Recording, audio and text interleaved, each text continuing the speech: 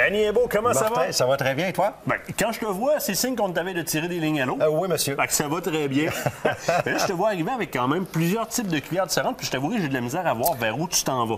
Ben, disons, c'est des cuillères de surface. OK. En continuité de l'émission de la semaine passée, on Et a voilà. parlé de la Clear Wobbler, qui est un leurre de surface. Ben, ce soir, on présente d'autres leurres qui sont des leurres de surface pour varier un peu notre présentation aux poissons. Parce que c'est vrai qu'on fait souvent des pêches. Moi et toi, du moins, on a fait beaucoup de pêches en surface avec des wobblers, avec la Clear Wobbler. Tout à fait. Il y a d'autres cuillères qui se prêtent très bien à ça. La série, c'est la série Majestic. Oui. OK, qui se fait ici dans les couleurs holographiques.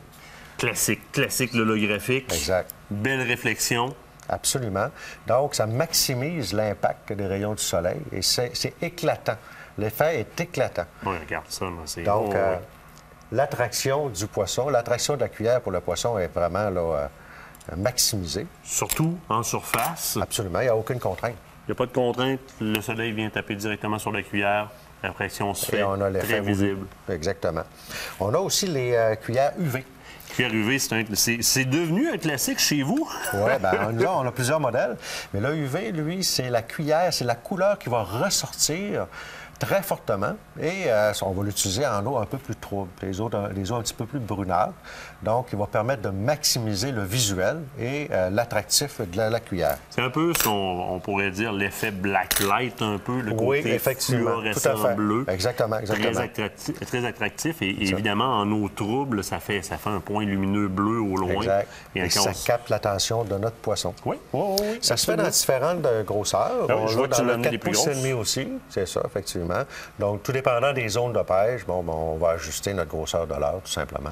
Si on va au brochet du Grand Nord, on va aller plus vers le 4 pouces et demi que le 3 pouces et demi, quoique le 3 pouces et demi est quand même efficace. Donc, dépendamment de ce qu'il y a dans l'eau ou de ce que vous pensez attraper dans l'eau, on peut y aller vers des grosseurs différentes. Tout à fait. Ici, point de vue légèreté, on est pas mal au summum. Ah, ça, Martin, c'est une cuillère. On a travaillé 2 ans à être capable de trouver l'alliage nous permettant de faire ça. Tu te rappelles, la Sutton? C'est ce que j'allais dire. Anciennement, ce qu'on connaissait comme étant la Exact. Sutton, c'est pas Nous, mal ça. on l'a baptisé la Magog, par respect pour la marque Sutton. Mais c'est vraiment là, une cuillère très souple qui reprend sa forme, très légère, très efficace comme leurre de surface. Oui, ça, tu passes par-dessus les motons de glace au mois de mai avec ça. Là. Absolument. Elle se fait dans différentes grosseurs et différentes variétés. Donc, il y a le martelé, il y a le or, il y a le cuivre, il y a le argent. Donc, et il y a aussi dans le 4 pouces, on l'a dans le 4 pouces, dans le 6 pouces et dans le 8 pouces.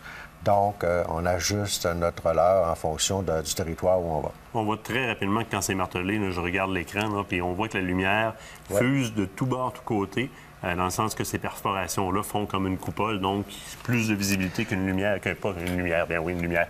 Une cuillère, c'est assez shiny que je dis une lumière, qu'une cuillère qui va être unie. Maintenant, il est possible évidemment, de prendre toutes ces cuillères-là et de les descendre plus profond.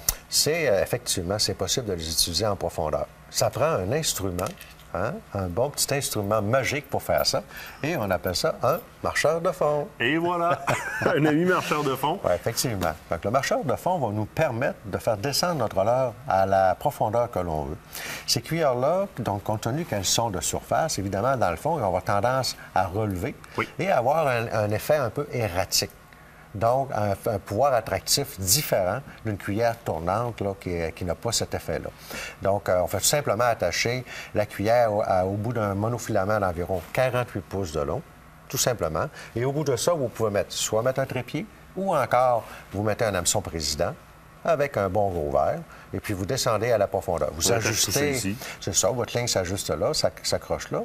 On ajuste la pesanteur du marcheur de fond en fonction de la profondeur qu'on veut aller. Donc, plus profond on va aller. Les courants en présence. Exactement. Mais habituellement, en lac, on va utiliser, mettons, 3 quarts d'once, ce qui est amplement suffisant pour aller jusqu'à 20-25 pieds. Souvent, on va aller jouer dans les structures auxquelles on n'a pas accès avec nos cuillères. C'est l'idéal, parce que de toute façon, avec la cuillère, avec un trépied, on s'y prendrait. Exact. Là, on va, du terme anglais, bouncer sur les structures. Ça diminue les chances de s'enrapper, comme on dit. Ce qui m'arrive assez souvent. Oui, ça m'arrive assez souvent. J'ai perdu quelques-unes de tes cuillères, mais j'ai un bon fournisseur là-dedans. Ouais. Je connais un gars qui a pas mal de cuillères. Mais tant mieux, t'es bien chanceux. Non seulement c'est disponible dans plusieurs onces, donc plusieurs pesanteurs, c'est disponible dans plusieurs colorations aussi. Tout à fait, il y a différentes colorations. On a 6 ou 7 colorations disponibles, là, donc au goût du pêcheur. Génial. Danny, je te remercie. Merci à toi.